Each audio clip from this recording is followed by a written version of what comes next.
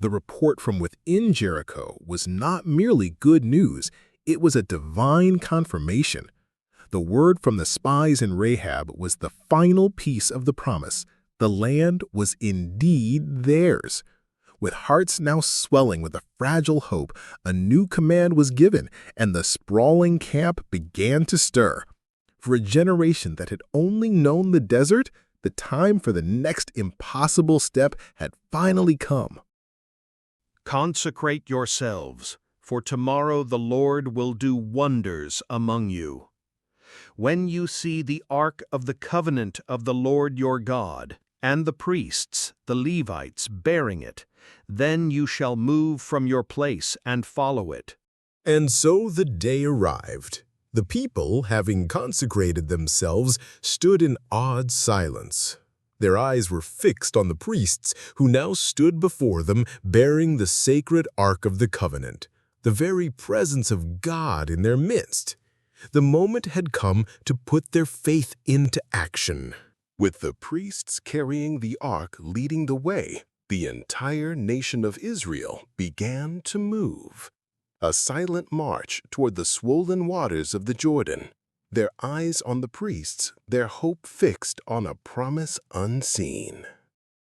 And as the Lord had commanded, when the soles of the feet of the priests who bear the ark of the Lord of all the earth, then shall the waters of the Jordan be cut off, and the waters part standing in a heap with dry land for them to walk on.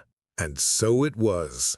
At the moment of their obedience, the impossible became real. The waters of the Jordan were cut off from above. A mighty hand split the river, forming a great liquid wall, and the people of Israel saw the power of God laid bare before them.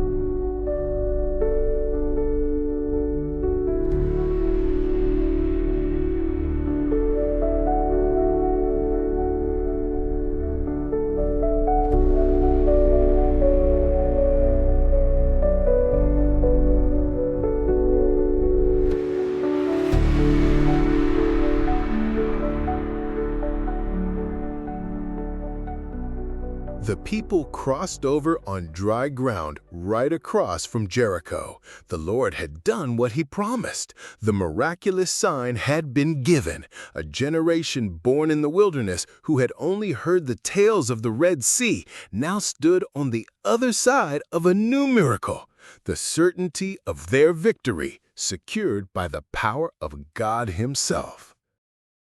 Choose 12 men from among the people, one from each tribe.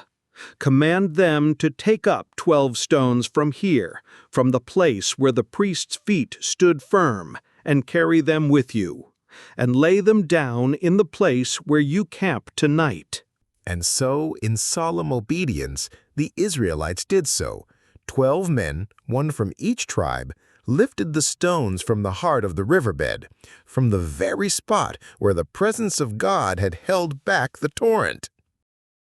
Then, before the stones of remembrance, Joshua stood tall, his voice ringing with the weight of history and the hope of their future. In the future, when your children ask, "What do these stones mean to you?" then you shall tell them, "Israel crossed over this Jordan on dry ground. The Lord your God dried up the waters of the Jordan before you until you had crossed over, that all the peoples of the earth may know the hand of the Lord, that it is mighty, and that you may fear the Lord your God forever." And so it was that the Israelites had now set up the stones of memorial, a testimony of what the Lord God Almighty had done for them, showing his mighty to the children of Israel, and continuously confirming his presence to them with signs and wonders. Now they set up their tents on the other side of the Jordan, a side they had now just possessed. As the night fast approached, their hearts remained eager to hear the Lord's command as they prepared to march to Jericho.